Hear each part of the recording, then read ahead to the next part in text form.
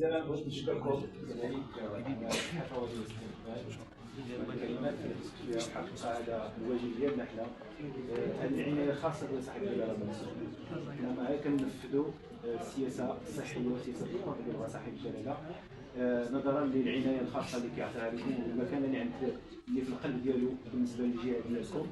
فلازم ما تكون عندنا واحد السياسه ديال تقريب الخدمات، لان في الظرفيه الحاليه او في الاطار ديال التغطيه الصحيه اللي تعممت خاص ولا بد نقربوا الخدمات للمواطن، والطبيب اللي يمشي عند المواطن ماشي المواطن اللي يقلب على الطبيب.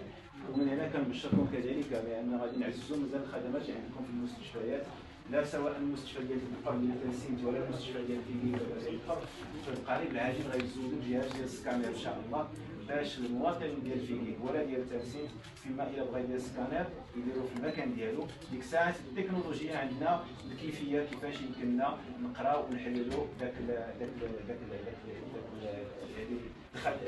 التحليلات اللي دار او التشخيص اللي دار. هذا ربما غادي يكون معود النفع على المواطنات. وبغيت كذلك نشكر من هذا المنبر جميع الفعالين على راسهم السيد العامل ديال صاحب الجلاله على اقليم فيليب وعرفه. وهذه جهه كبيره الحقيقه، لان شفت طلعت جيت في زياره في الكوفيد وجيت اليوم كذلك في هذه الزياره وكنشوف المجهودات اللي كيقوموا بها السلطات هنا. راه ماشي بالهينه هذا الشيء هذا باش الساكنه ديال هذه الجهه تكون في احسن الظروف، والخدمات الصحيه في اطار في عهد ديال صاحب الجلاله غدا كتزيد وكتحسن باش المواطنات والمواطنين المغاربه تكون عندهم حمايه اجتماعيه. ملي كنقولوا حمايه اجتماعيه بالاساس كاينه تغطيه صحيه ونقصوا من الهشاشه ويعيشوا ان شاء الله يكون عندهم واحد الحياه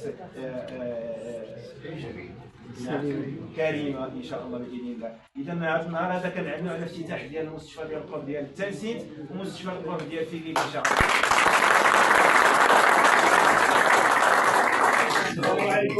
السلام عليكم.